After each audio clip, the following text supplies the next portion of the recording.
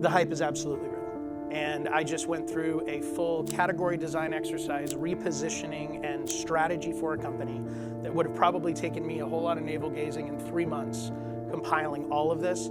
I did it with AI doing 90% of the heavy lifting, and it took me about a week.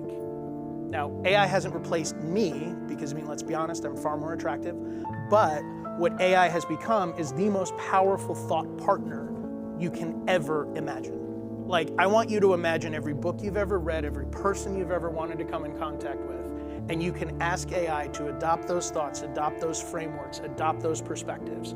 I can literally ask AI to shred an idea based on an entrepreneur I like, or build me a category design based on an entrepreneur I like, and then I can continue to ask it to refine it and tell it to, it is the wildest thing I have ever experienced, and I am now in the camp of, I believe it is going to rip a hole in society that no one is prepared for, and it is happening way too fast for any type of regulation or intervention to stop it. Jonathan J. Cronstedt is an investor, advisor, and author. He currently serves as a board director at Kajabi.com, a knowledge commerce platform. He's held executive leadership positions for SaaS, mortgage finance, digital publishing, and direct sales.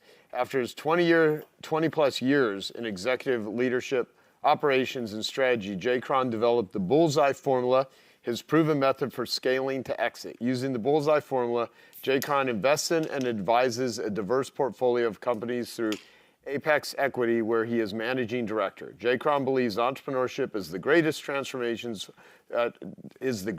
transformations force in our world, and is dedicated to supporting and equipping the next generation of entrepreneurs. Please help me welcome J. Cron.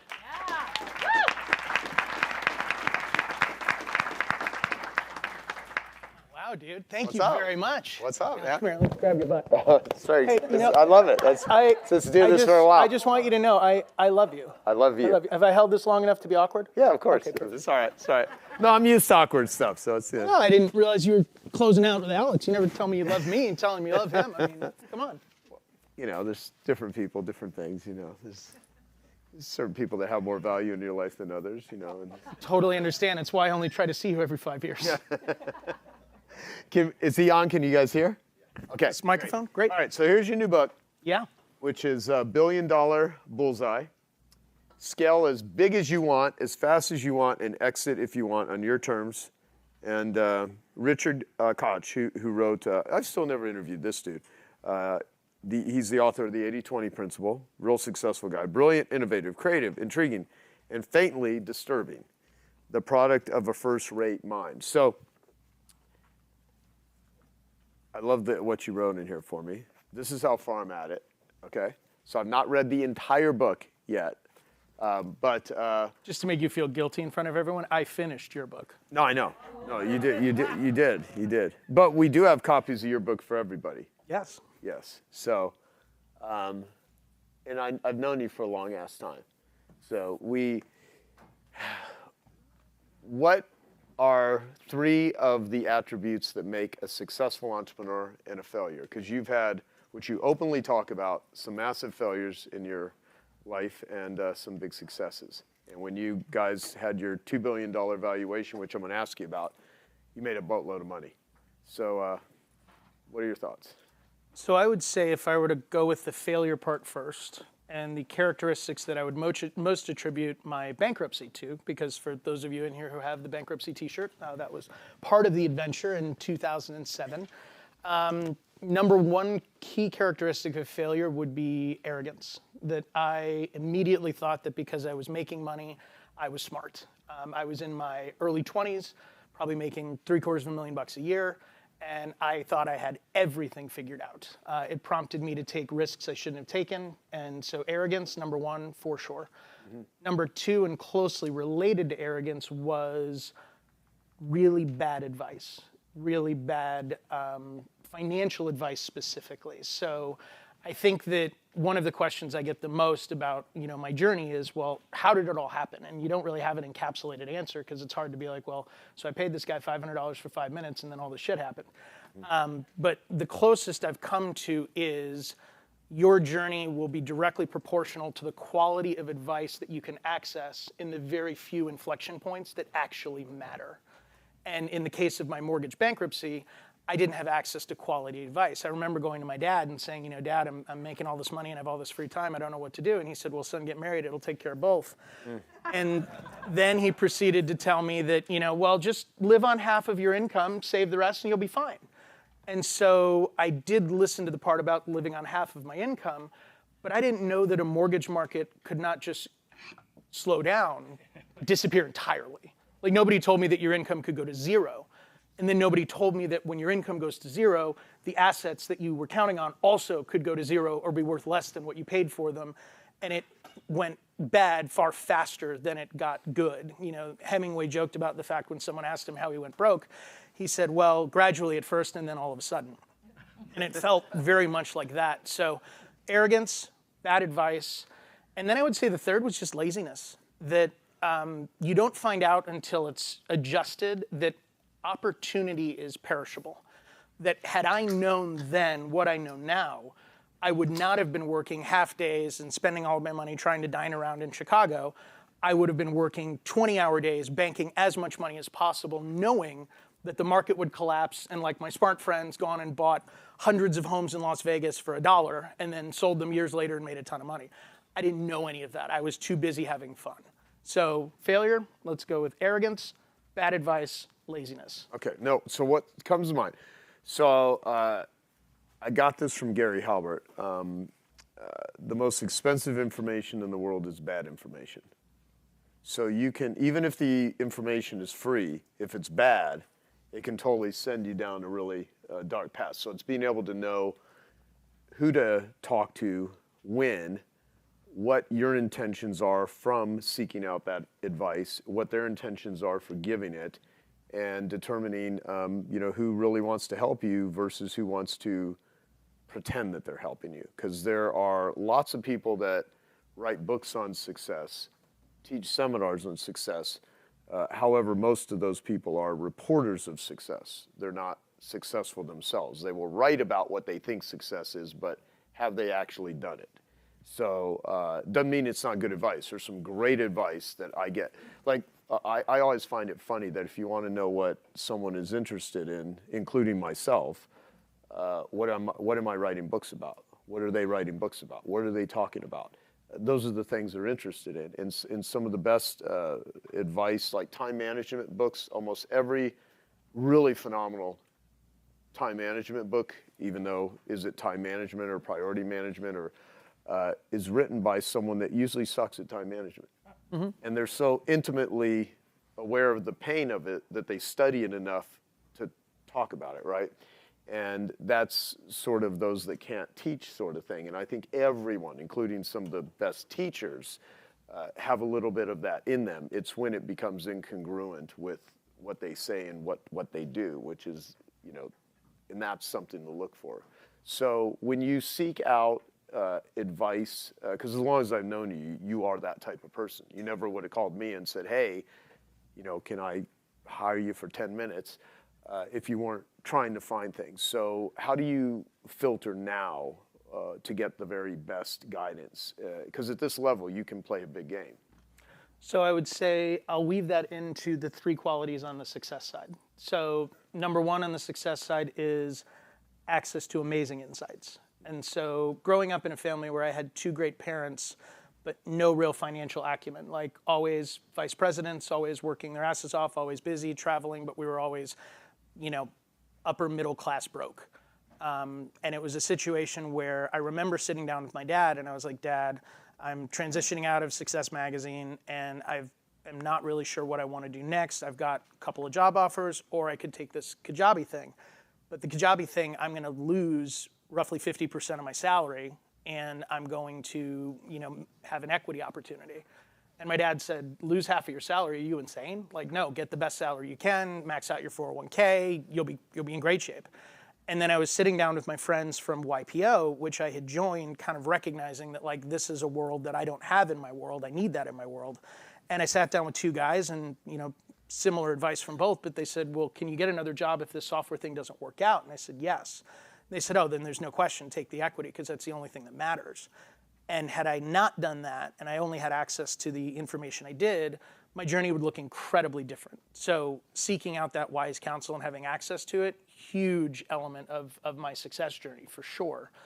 And when I look at what my filter is today, I think the filter is, number one, is the person I am talking to, did they have their success from an area that is not what I would be paying them for? In other words, if I'm paying for advice, did that person's success come from building something, not the advice that I'm writing the check for? That, today my hopes are I want to meet, people that are going to completely stretch my reality, that are playing at levels where their initiatives are rounding errors, but they happen to be my whole net worth, like right. Those kind of people. And that mentality excites me because I'm become very risk averse. My financial PTSD from my bankruptcy still looms fairly large. Right. I'm not far from when I lived at rural in the 202 here for a year, working for Chet Holmes, eating half of a El Pollo Loco chicken bowl for lunch and half for dinner. So those kind of things don't go away, even with the dollars. Hey, I hope you're enjoying this video, and I want to let you know that I have a new book that's come out, and if you'd like to get it absolutely free, there's a link below in the description, or you can wait till the end of this video, or you can simply go to joesfreebook.com and you can get a copy there. That is true, because I have never forgotten, at times I will it seems like a different world I lived in. I grew up half our life, because my father moved every year, 2 years of my entire childhood, because after my mom died, he just never recovered from that. And so we lived in trailers, half of our life, a lot of, Goodwill clothes and stuff like that. But we were never dirt poor, we ate. It wasn't like, oh my God, I was like, living in I don't make up stories about living in a bathroom, and I was shit like that people do. So, you know how I'm talking about. I do. Anyway, so the thing though is I never forgot the struggle. And I think if you forget the struggle and you start believing your own PR when you start having success, real dangerous. Scary. Well, dude, you were the first to kind of like, when I was like, I wrote a book. And I'm like, I did it. I always said I would write a book, and I feel like I have something to say, and I'm going to send Joe my book. And Joe gets my book, and he goes, oh, Billion-Dollar Bullseye. Scale as big as you want, as fast as you want, and exit if you want on your terms. That's a hell of a headline. You clearly paid attention to the marketing. I don't know. Can you actually deliver on that? And consider my imposter syndrome triggered in epic proportions. I'm like, honey, burn the books, change my name. It's over. I have nothing to say ever again, ever. I'm not leaving the house.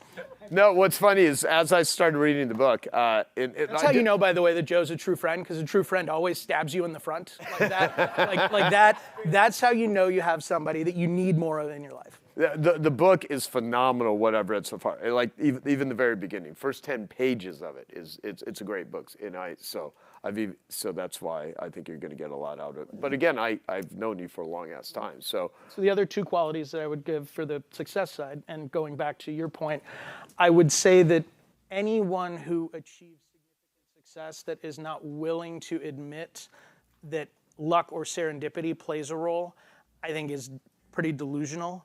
I would argue that you can certainly work to increase your surface area for luck, which is where I believe the work component interacts with the world of luck and serendipity. But there's certainly 2 seasons for me where I was on the wrong side of luck in the mortgage business, VP of sales in 2007. I know what it's like when the trends are crushing you. And then being president of a creator commerce platform in 2021, after having ridden through a digital is now today, immediate, we must, not will go digital someday, that was the trends working in my favor. So there is definitely a case to be made on the success side of increasing the surface area for luck, but also recognizing that there is an element of luck. So that would be quality number 2.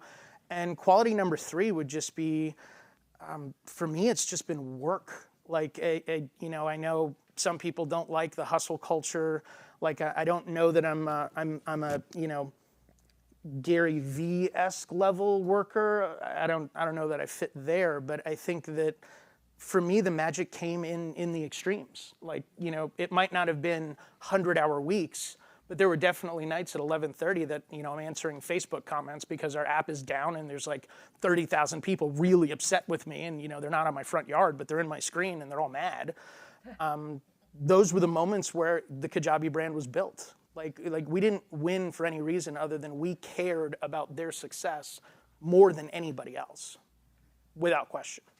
And it's in those moments that was the crucible that brand was built. So I got to give like some element of being willing to shovel shit when you got to shovel shit. It's funny because I have a question like written here. Kajabi, so these are the questions I came up with for you.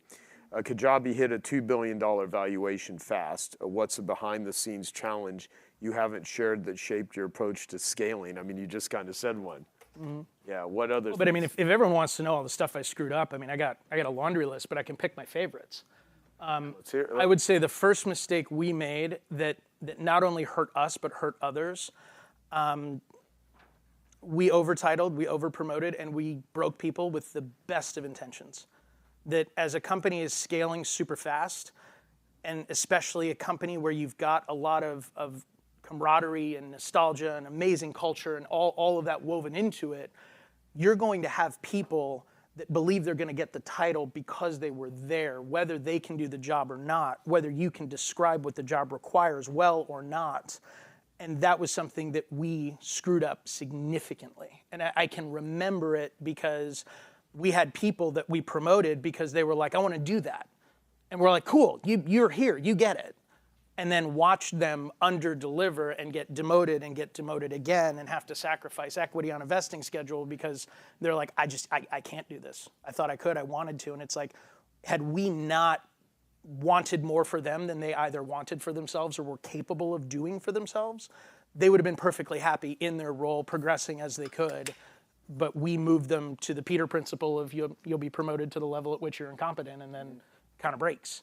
So promoting and entitling based on time in, that was a mistake. And the other one was managing from the perspective of being more of a family than a team. And this is one for me that this is still a gut punch to talk about, because anyone in here is going to be like, you fucking idiot. Why did you respond that way? But like, we sat down with our engineering team, and this was, right when ClickFunnels coming up, and very aggressive marketer enabling platform. And we at the time did not offer multiple one-click upsells. Kajabi, it was, you bought something, would you like something else? Thank you very much, we like you, go on with your day. And ClickFunnels, you could have 542 upsells if you wanted to. Like, this person could literally die in your upsell funnel if you wanted to. And so we had a lot of people that are like, well, I want more than one upsell. And so we sat down with our engineering team. We're like, all right, guys, guess what? Multiple upsells. Let's go. Let's build it. And the team said, oh, yeah, it feels so skeezy. It feels so gross. I don't want people to be able to sell that way. I personally hate it when someone's selling me that way. And you would think that being the leaders we were, we looked at the team and said, well, guys, our customers want this. Our competitors have this. You either need to build it or I need to find somebody that will, which would have been the mature corporate leader building an enterprise. That's what I should have said. What we said instead was, well, okay, I guess you guys don't feel like you want to do it, don't feel good about it, we'll just skip it. And in that moment, it felt a little innocuous, and in that moment, it felt like, oh, we're solving for culture, like we're doing the right Silicon Valley, everyone's kumbayaing about how we're putting our feelings out into the universe. You shouldn't have more than one upsell, stupidest shit ever. And what it did, and kind of part of the framework for the book, is I didn't realize that in that moment, I introduced a burden on customer experience that shouldn't have existed, because they now have to deal with angry customers that can't do what they want to do. I introduced a burden to sales and marketing that they now need to find other ways to sell against an apples-to-apples comparison, because we have an area that's deficient that we weren't willing to fix. That all of a sudden, this one decision now pulled through the organization in a way that we were no longer executing on our purpose, which was, above all else, our Kajabi heroes come first. We weren't executing on our profit because we were now not getting customers we could have gotten and been making more money. We weren't executing on our product because our product had an area that was a blind spot that should have been fixed. We weren't executing on our prestige. Our customer experience was failing because we were, again, deficient in our product. Our promotion and persuasion required a whole lot more because we were deficient in this feature. And the people in our organization were also going to be hurt by this because no customer service person wants to keep answering angry tickets for something that should exist. So I watched that one inflection point expand, and huge failure on our part. And so, yes, these are very good. We could just spend the whole just talking about all the things you screwed up on, which I think would really do. Massive list, massively. I mean, No, but how many of you, by the way, how many of you saw my interview with Joe in the 100K group? So I want to make sure, not a ton of you, but I want to make sure that those of you that did see it get at least something different out of this chat. So good. No, this is actually quite insightful. So I like what you said about increase the surface area for luck. That's an interesting line because I think there's so much that we can do to increase the surface area for opportunity, for advantages, and that requires an openness, and that also requires the ability to, it's like, would you rather be rich or would you rather be right? Mm-hmm. And when people so badly want to be right, they prevent themselves from getting rich, or they're so stuck in their ways. And then when you're talking about, arrogance, bad advice, and laziness, there's, what's that Warren Buffett line of when the tide comes back, you don't know who's swimming naked and who isn't. When the tide goes out, you find out who's swimming naked and who isn't. And then when all the fish are jumping in the boat, everyone thinks they're a great fisherman. Yeah. Yep. So, and there are times where, when the real estate market is just kicking ass, everyone's a realtor and everyone's having success and they actually think they're talented. Mm-hmm. Yeah. Versus, I always use the supply and demand examples. So if you have supply and demand on your side, you don't need to be a good marketer, and oftentimes you don't even need to have a good product. And if you just have it available, people will buy it. Evan Carmichael, it's my fault. So I send him over some pictures of grocery stores with the price of eggs and empty slots in grocery stores they're out of eggs. And I'm like, should I do one of these green screen videos that you're always telling me to do? And he's like, yeah, I'm glad. He leaves me a nice message. You're talking about something that's culturally relevant right now.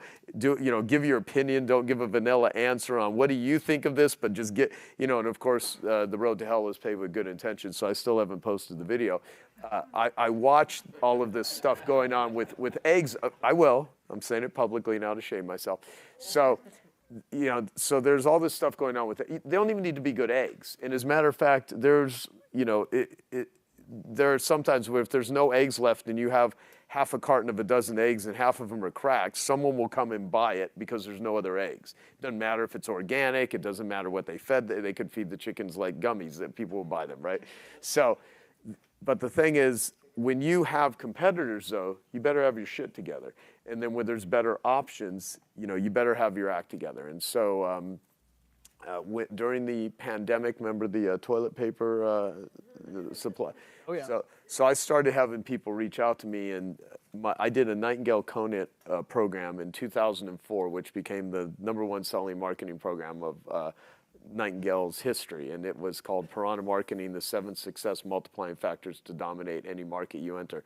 And I did it with Tim Polson, and so there was a section where I talk about supply and demand, and I said if the world's supply of toilet paper evaporated, you don't need anything special in order to sell toilet paper. All you need is a cardboard sign, put it out in front of your house if you have cars that drive by, toilet paper, $50 a roll.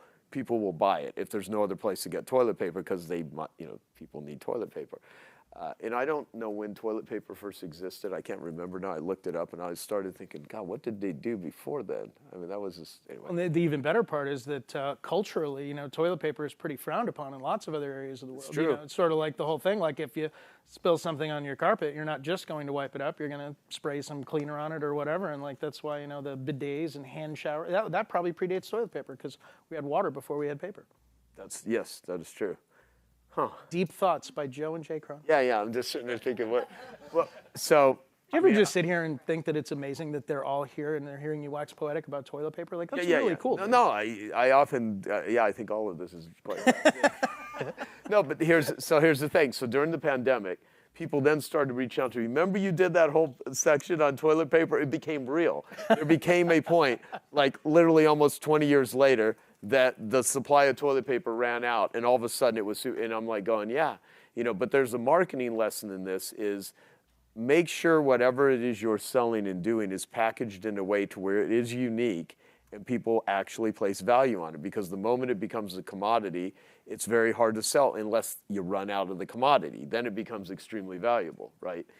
So the thing with, let's talk about today, and then we'll bounce back and forth, and then I'll take some questions from the audience. So how are you seeing AI reshaping businesses, and what hidden opportunities or risks? Because there's a boatload of people playing the AI game right now because attention is on it, but and they may have a shelf life of how long they can sell their thing. I think there's going to be so many AI companies that are going to be gone, 6 months and a year from now, that seem like the big thing right now. So what are the opportunities and the risks that entrepreneurs are unprepared for? That's really the key. What are they unprepared for as it relates to this? So I'll give you two answers. Number one is the Mike Kanig's Barometer. For those of you that don't know, I had the opportunity to work with Mike at Traffic Geyser. He hired me out of Chet Holmes and Tony Robbins at Ultimate Business Mastery Summit, part of my journey. And Mike's always 3 years ahead of whatever's going to be the next big thing. So like whatever Mike's playing with, it's going to turn into something. I watched Mike be in video marketing when there were 45 video sharing sites and it turned into one. I watched Mike be doing local marketing before local businesses knew how. I watched him start playing with mobile marketing before then, and now he's playing with AI. So I know for a fact that it's going to eat huge segments of the business world. So the Mike Kanig's Barometer checks out. And I would say my personal evolution in AI was if back when we were at 100K Group, we started talking about AI, and I was like, I don't know. I think it's a little overhyped. The hype is absolutely real. And I just went through a full category design exercise, repositioning and strategy for a company that would have probably taken me a whole lot of navel gazing in 3 months, compiling all of this. I did it with AI doing 90% of the heavy lifting, and it took me about a week. Now, AI hasn't replaced me because, let's be honest, I'm far more attractive. But what AI has become is the most powerful thought partner you can ever imagine.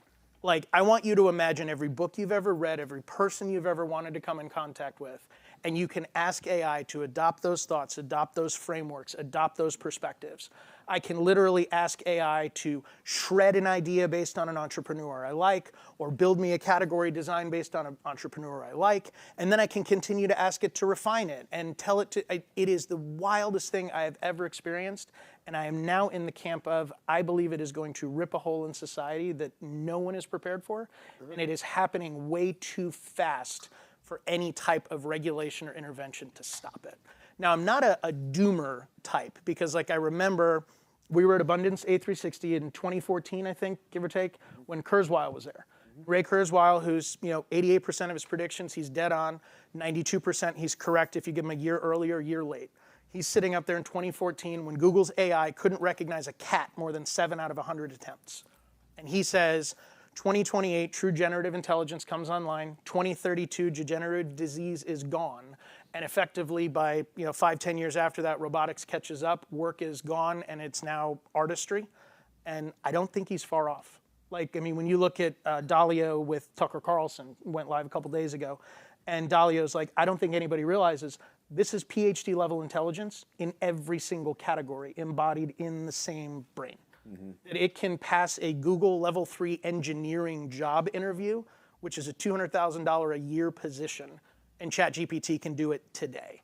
It can pass the bar exam. It can pass the MCATs. Like, you are looking at something that is going to shred jobs that in many ways probably deserve to be shredded. Like, you're seeing now the resistance to it. The Longshoremen's Union in California, which runs our largest port, they just settled their contract negotiation. They were on strike. One of their rules was a 7-year moratorium on technological or automation improvements to the port. Because they knew that they could demand that they get to push buttons for another 7 years and charge us an assload of money. China's ports, 1/100th the people, because it's all software and automation and technology. So you're now seeing people realize, oh shit, this is going to eat our lunch. We got to fight this. and a book that Joe gave me when we were on Bill Phillips's plane, which I read. I have a photo of it, The Spider and the Starfish, the story of the music industry's response to Napster and to all the streaming stuff. They tried to centralize and they tried to fight it, and they lost. I think we are going to see AI have that play out, and it's going to happen even faster. So it's one of those things that if you're not playing with it, start playing with it immediately. If you're not asking what positions can I eliminate using AI, you should be. The next iteration will be the agentic future. Mike can probably explain it much better than I can because I'm still new to this stuff, but the agentic future is basically the creation of agents. So it's no longer asking ChatGPT things, it's assigning ChatGPT jobs. And you'll see viral videos online of people literally launching entire businesses where GPT comes up with a business idea, reaches out to prospects, offers it, it's priced and packaged, and comes back with the data and the customers. So if you're not playing with it, start playing with it today. Like literally go home and play with it. Mike, can you please hand me one of the success comes in cans, not in cannots? So Joe Weldon, thank you so much. So he has this can, success comes in cans, not in cannots, and it says ingredients: commitment, courage, faith, goals, imagination, creativity, honesty, persistence, knowledge, defined values, focused thinking, a sense of humor, and a positive I can attitude. Do not open can, contents inedible, only the message on the label is important, because it's filled with cocaine, basically. So I'm kidding, it's not. So here's what you can do. Keep this can in a conspicuous place as a reminder in yourself of all the things you can do. Here's what we can do for you: custom corporate seminars and audio programs on leadership, sales, and personal development. This is a registered trademark of Joel H. Weldon and Associates, and then successcomesincans.com. When did you first create this? 1974. 1974. Now, 51 years. 51 yees. He's 500,000 cans. 500,000 cans. Jeez Louise. That's a lot of Coke. So, and so, while we're on break, I'm like, oh, I just need to, let me see what I can do with AI, right? And you know what, Mike, I think I'll send you the picture here, but, let me go to, so I basically, my first iteration of this is, make a comical version of this if it was called Failures Comes in Can'ts and Won'ts. And so it says, front of the can, failure comes in can'ts and won'ts, not in attempts or effort. Side 1, here's what you can do. Keep this can as a reminder of all the excuses you make daily. Stare at it long enough and you'll find a reason to not start anything. Use it as a paperweight since you'll never get around to actually writing anything down. Here's what we won't do for you. Motivate you because, let's be real, you probably find a way to procrastinate that too. Offer useful advice because you'll ignore it anyway. Side 2, ingredients: self-doubt, the finest aged variety, guaranteed to hold you back. Excuses comes in, I'm too busy, I'll do it later, and it's just not the right time. Lack of motivation pairs well with excessive Netflix binges. Fear of failure, so potent it prevents success altogether. Overthinking the special ingredients that make sure nothing ever gets done. Do not open can. Contents are just as disappointing as your last New Year's resolution. So, manufacture, a proud product of Joel H. Weldon and Associates. For more non-actionable excuses, visit failurecomesincan'ts.com. And then it says, would you like me to generate an image of this version for you? Yes, and a much funnier version. So I wanted a much funnier version because I was like, we can do better than that, right? And so we have this, I can send it and pop it up on the screen, but that's not that important. But I'll read you the next one, which I actually think is much better. But the point here is, as I do this, it's kind of comical, but it's like, how freaking long would it have taken? I'm doing this in a, barely even thinking, oh, just type it, with the simplest prompts. There's nothing here that is sophisticated. I can't even read as fast as GPT is serving up tremendous insights. Can't even read it is spitting it out faster than I can consume what it's telling me. The other one that they just came out with that is the ultimate cheat code for new or existing businesses, the deep research function is the greatest button. If there was a single button on the internet, second to the buy button, that button has done more for me in the last 2 weeks. The which button? Deep research. Yes. On Grok. Okay. It is a cheat code for starting, launching, or vetting your current business. Like, upload your financials, ask it to figure out ways that you can improve your business, find the holes in the bucket. Upload ideas that you have for new businesses or add-on products. It will give you all of the data to support the greatest marketing opportunities you can imagine. The deep research function is a huge cheat code. So yeah, I mean, I think what AI is going to do personally, I was at Search Engine Strategies way long time ago, maybe 08-ish. There was a guy who wrote a book called Man versus the Machine, and this was about the internet. And his quote was, "We will not see the capabilities of the internet until we bury one more generation that's afraid of it." Wow. And I think what we're going to see with AI is we're going to see this generation that we're currently kind of in, AI is going to accelerate the desire for authenticity and connection. That if we look at the analog of the music business, when the music business went streaming and all of the music was available in the palm of your hand immediately, music had no value because everything was available immediately. Well, what happened? Well, we watched record sales go up because curation and collection became exciting, and we watched live concert and events go way up because everyone's like, well, if all the music's in my phone, I got to find a way to make this cool again. I'm going to go to a show or I'm going to have some records. You're going to see the same thing happen with all aspects of information or specialized knowledge with AI, because AI can tell me how to lose weight, but AI has never been fat. Like, AI has never had a body by In-N-Out. AI has never been interviewed on Joe's 100K group on stage, and the first email I get was not a congratulations on your appearance on Joe's stage, but is everything okay, because it was the fattest I've ever seen you. Lost 30 pounds since then, largely out of shame. But AI has never experienced that. So it's like, AI can give me the same information, but if it's not coming from something with a before and after picture, like, it doesn't know how badly I want to hit the drive-thru at 2 a.m. as I'm driving home. Like, it doesn't know. So the whole, like, just move more, eat less, like, well, that's great, but you know, you're not person. Well, when my daughter grows up, and AI has been around this whole time, and the studies out of Africa are that 2 hours of AI-assisted tutoring beats 8 weeks of traditional instruction. When AI is viewed as something that they grow up with natively, well, then all of a sudden the human element won't matter. We'll still crave connection, we'll still crave relationship, but the authenticity won't be the uniqueness that will still have that value component conferred on information from a person versus information from an AI. So I think temporarily, authenticity will be the new currency, and you got to capitalize on that while you can, because I do believe that once a generation grows up AI native, that will largely go away. Yeah, no, wow, that's good. So, by the way, as you're sitting here talking, I decided, so I had the funnier version just because I have to stay on this cans and cannots thing, because I'm like OCD and stuff. So, you know, I had, here's even the funnier version of failure comes in cans and won'ts, and it says ingredients: procrastination, age to perfection, best served with unrealistic goals and last minute panic. Excuses now available in extra large economy sizes. Flavors included: it's not the right time, I'm too tired, and Mercury is in retrograde. Overthinking includes a free, never-ending internal debate on whether you should text them back. Fear of success, because what if you achieve your dreams and still have to wake up early? Infinite social media scrolling, scientifically designed to replace your entire to-do list. And then it goes on and on, but I was like, so, okay, you're talking about all this stuff. It says, do not open can, not FDA approved, blah, blah, blah. Recycling not recommended. The cycle of failure is already endless. So it has these pictures. So I go, let's create a version for people that want to avoid using AI, because I'm saying this based on him. And so it creates this image.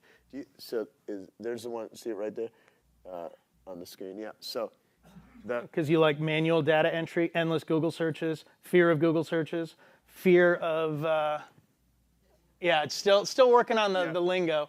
Asking strangers on the internet. Yep. So, but here's what it said.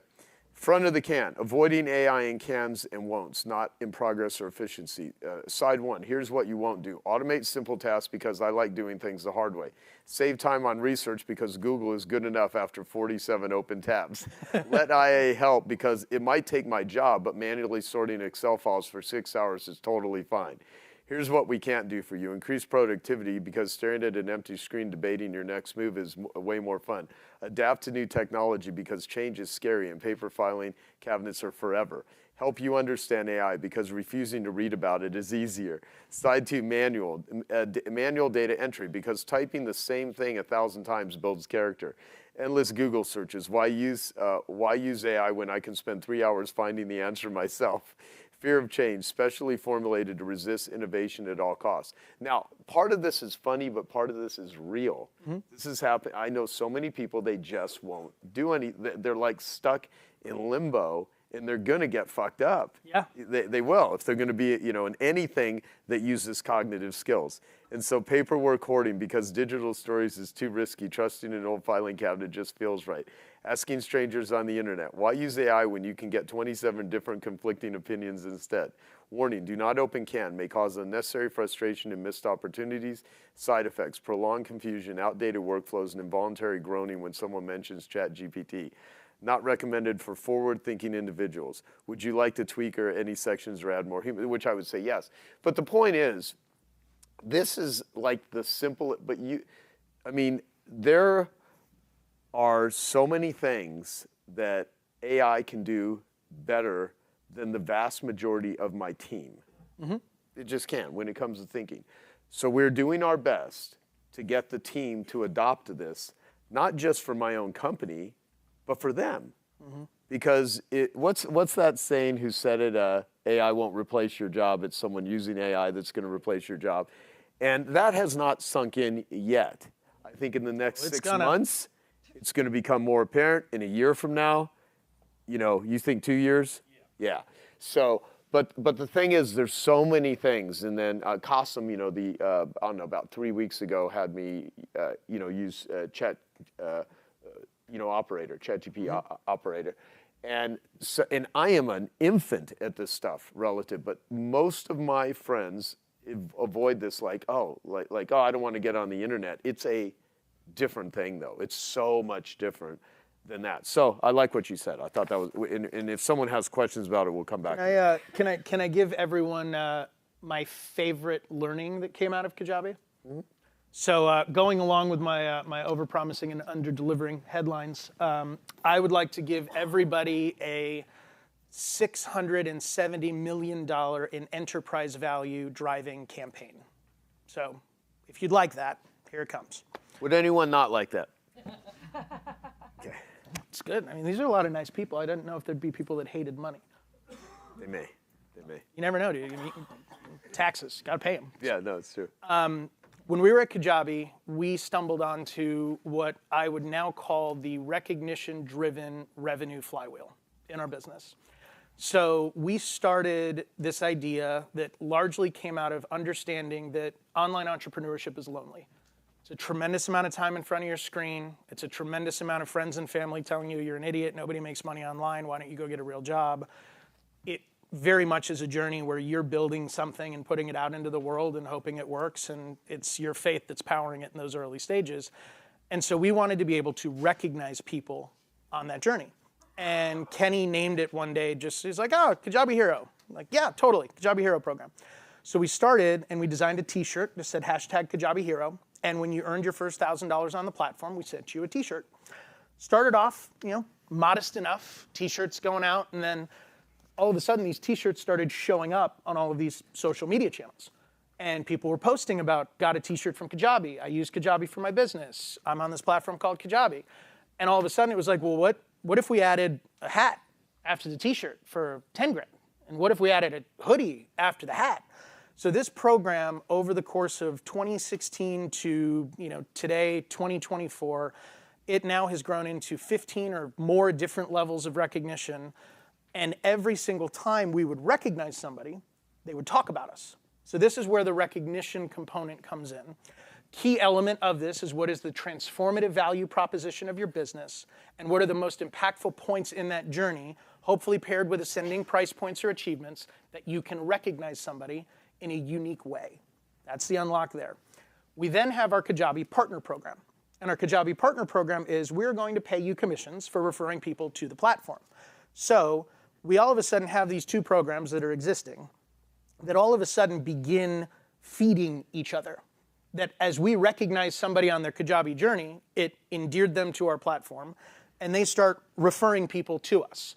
And as they start referring people to us and their platform success grows, we're able to then recognize them again, which then grows into more earned and owned media for them to point more people to the partner program, which then is more success for them, pointing back to the recognition program.